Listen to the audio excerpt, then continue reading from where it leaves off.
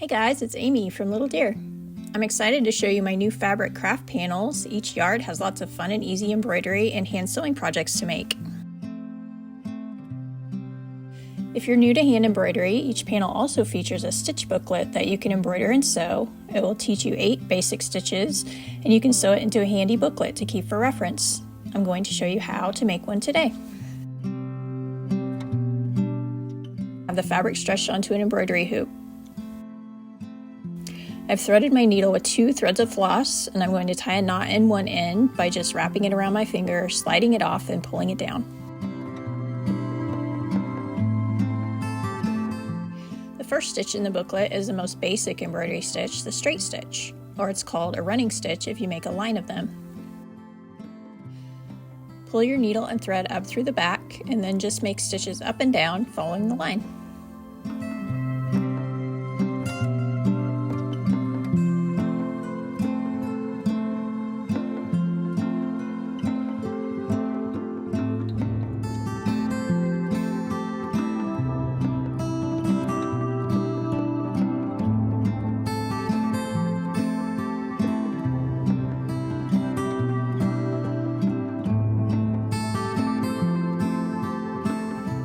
You can make running stitches longer and spaced out or short and close together.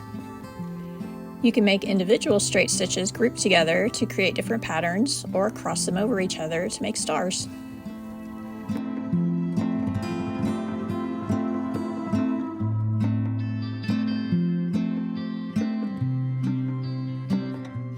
Next is the split stitch. Make a tiny stitch, then bring your needle up in the center of the stitch, splitting it in 2, and then make the next stitch.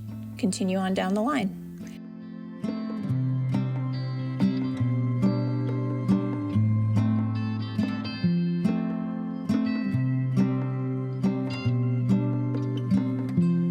This is one of my favorite stitches to do for line work.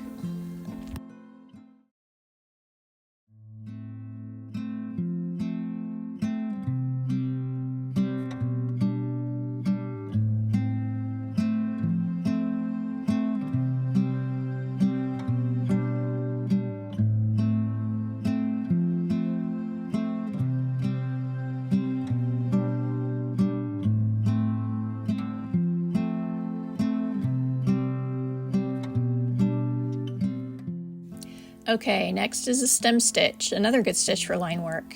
Start with 1 stitch and then bring up your needle next to it in the middle. You can kind of hold the floss to one side so you can see where to bring it back up. The stitches overlap each other and make a smooth line.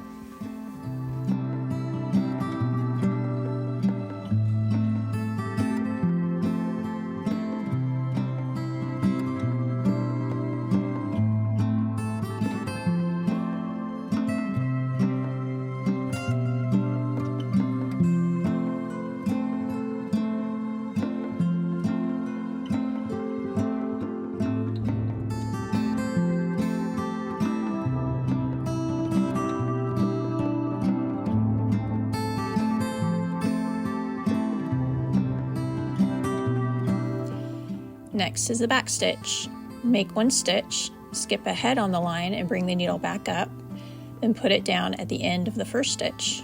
Each stitch is made in the reverse direction.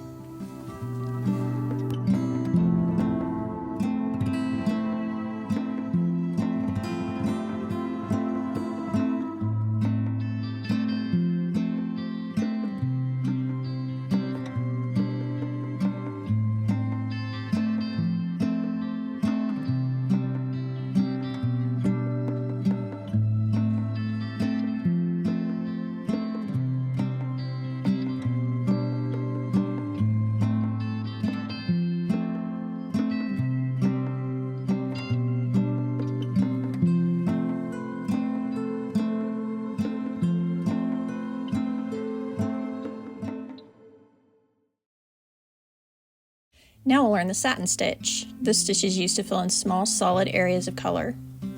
Start on one side. For round areas, I like to start in the center.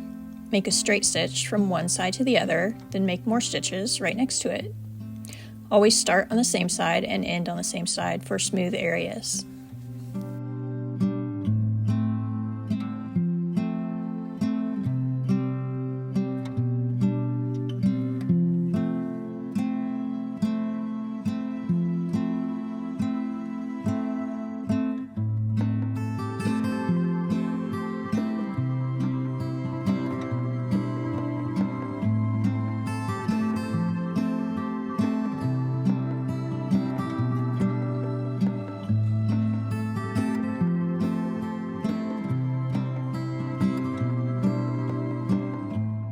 You can make satin stitches in different directions.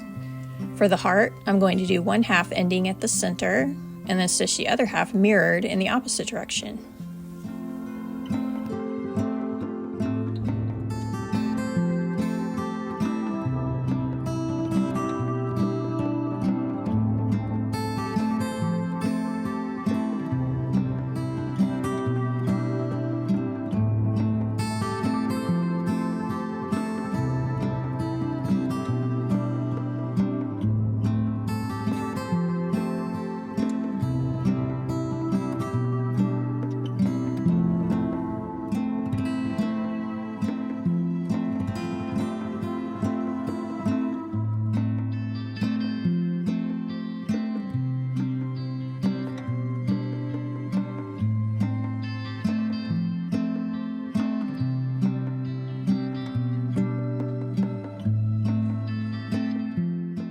Next, French knots. These make nice little accent dots. Bring your needle and floss up from the back, hold on to the loose thread and wrap it around the tip of the needle.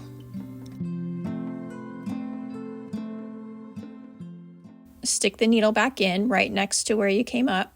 Make sure you keep holding on to that extra floss while you pull it all the way back through.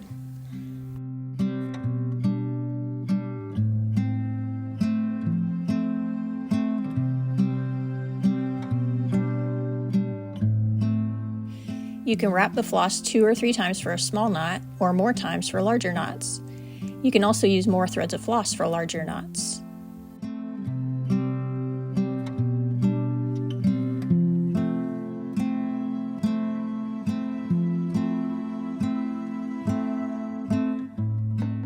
Stitch several French knots close together for an interesting texture.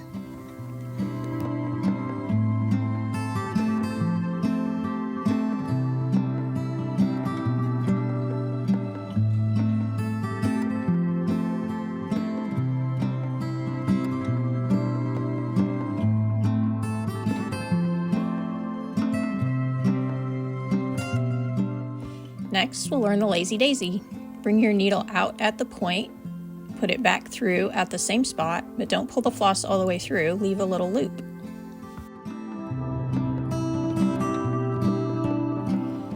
Bring the needle back up at the top of the loop and make a tiny stitch over it, securing it to the fabric.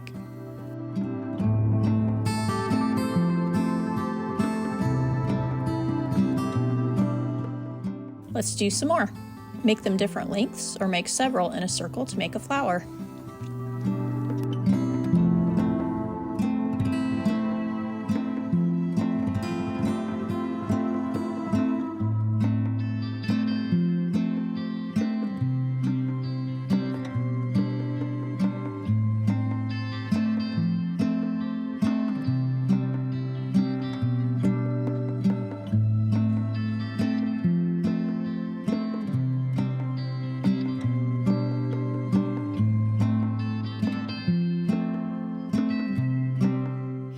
Our last stitch is a long and short stitch. This is a way to fill in larger areas of solid color.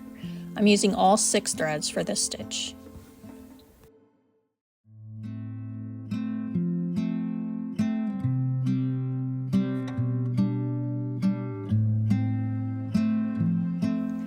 The first row of stitches will alternate long and short stitches. The rest of the rows will all be the same length, but layering against each other like bricks. That's why this is also called the brick stitch.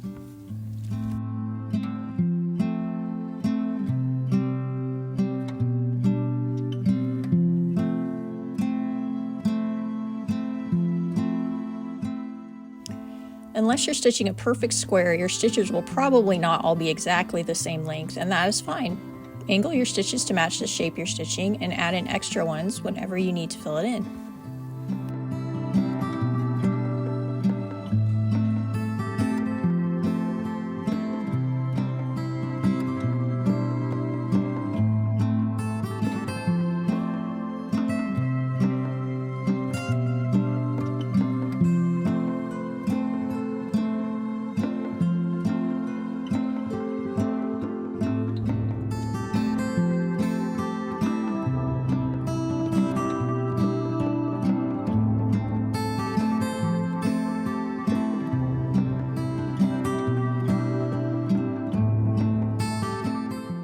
you're finished with a stitch, turn it over, make a loop, and tie a little knot, and then snip off the extra floss.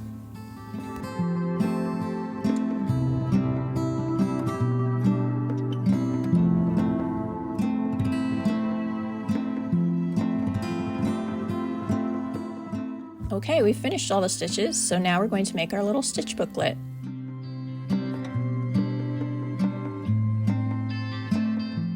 Start by cutting out the booklet panel on the white line.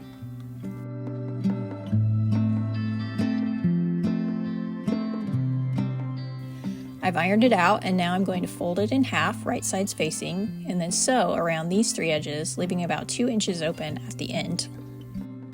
You can sew it by hand with a running stitch, or you can use a machine. Okay, I've got it all sewn up. I'm snipping off a little extra fabric at the corners and turning it right side out. You can use a tool to poke those corners out and then iron it flat again.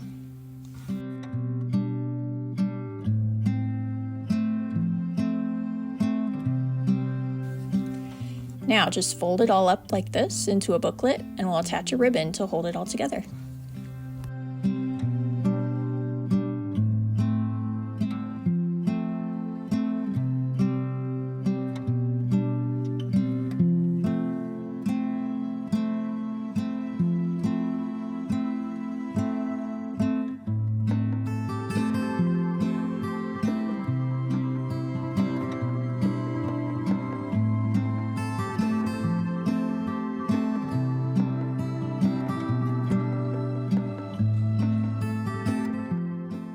Tie the ribbon in a bow. So cute. It's the perfect size to keep in your sewing box or even use it as a needle book.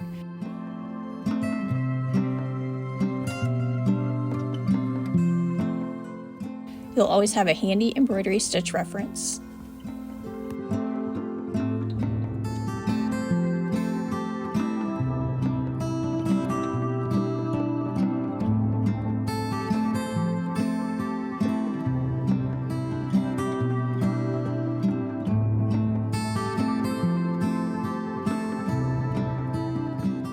I hope you've had fun stitching with me. You can use these stitches to embroider any of the projects on these panels, mix and match, use your favorites, get creative.